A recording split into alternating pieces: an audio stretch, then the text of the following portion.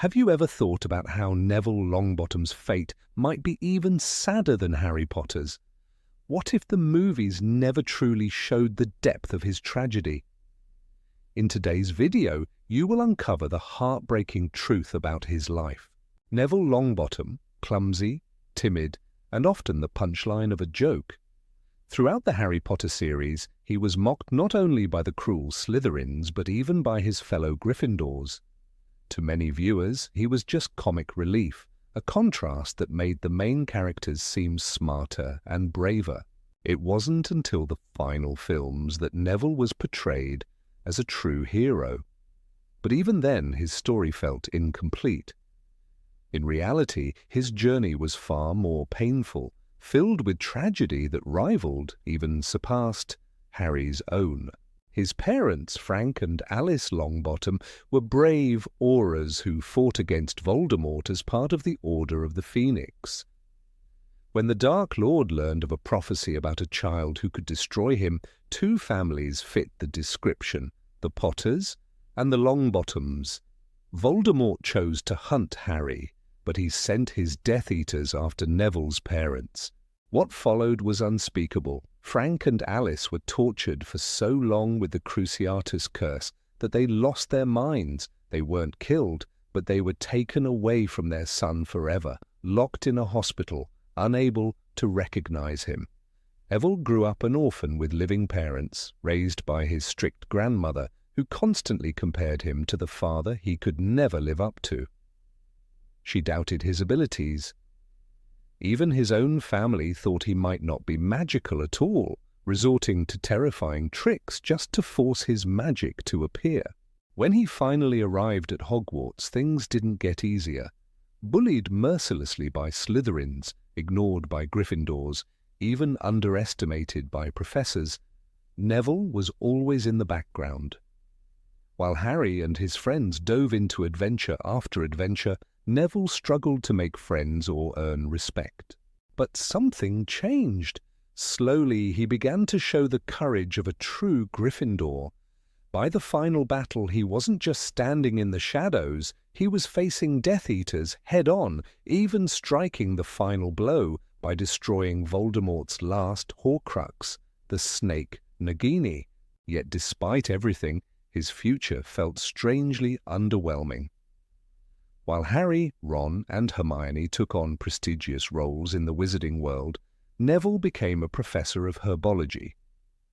He married Hannah Abbott, not Luna Lovegood, despite hints of a connection between them in the books and movies.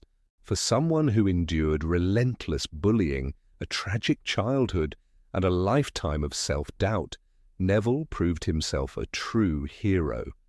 But was he ever given the recognition he truly deserved? Have you ever wondered what would have happened if Neville Longbottom had been chosen instead of Harry Potter? What if Voldemort had gone after the Longbottoms first? In today's video, you will see just how different the wizarding world could have been and why Neville's life was even more tragic than it seemed. Neville grew up in a house filled with memories of people he barely knew. His grandmother always spoke of his parents as heroes, but they weren't there to hold him, to comfort him, to tell him they were proud. Instead, he visited them in St. Mungo's, where they sat in a daze, lost in their own minds. He watched as his mother handed him empty candy wrappers, her only way of showing love. He kept every single one. The other kids at Hogwarts had family to write to, parents to send them howlers or congratulate them on good grades. Neville had no one. His grandmother meant well, but her love came with impossible expectations. She wanted him to be just like his father, but all he ever felt was disappointment. Even before he stepped into Hogwarts, people doubted him. His family worried he might be a squib.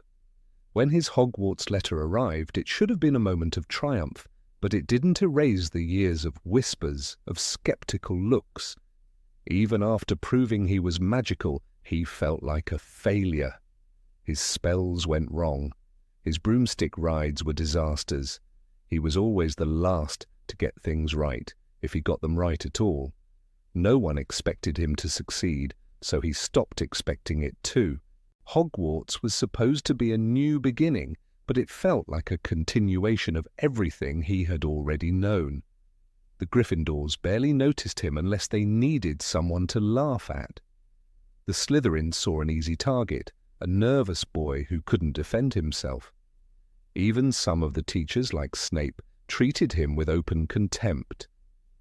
It was no surprise that Neville clung to small victories, passing a class, not embarrassing himself too much, being useful in some small way. He wanted so badly to belong, to be more than just the clumsy boy who lost his toad, but something inside Neville refused to break. He never left Hogwarts, even when it became a war zone. He didn't run when things got dangerous. He stayed when the Carrows took over. He led the rebellion when Harry wasn't there. He took the beatings, the punishments, the pain. He saw friends disappear. He heard their screams. He bore the weight of it all, because if he didn't fight back, who would? He wasn't the chosen one, but he chose to stand his ground. He chose to keep fighting. And when the final battle came, when the world was watching, it was Neville who stepped forward. He pulled the sword of Gryffindor from the hat and did what needed to be done. He ended Voldemort's last Horcrux. He gave the others a fighting chance. And yet, after everything, he faded into the background once more. Harry was the boy who lived. Ron and Hermione were hailed as heroes. And Neville became a teacher, not an aura, not a leader, not someone whose name was spoken with awe. Just a professor of herbology. He didn't seek glory, and maybe that's why he never got it. Even in his personal life, things didn't turn out as people expected. Many fans believed he would end up with Luna Lovegood. They were both outsiders, both underestimated, both had a quiet kind of strength. But fate had other plans.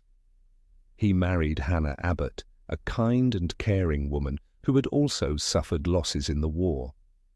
They lived above the leaky cauldron, away from the fame and recognition that others received. Did Neville ever feel bitter? Did he ever look at Harry and wonder what life would have been like if things had gone differently? If Voldemort had chosen him instead, if he had grown up as the boy who lived, would he have been any better prepared? Or would he have fallen under the weight of it all? It's easy to forget how much Neville suffered because he never let it define him. He didn't spend his life seeking revenge. He didn't allow the ghosts of his past to consume him.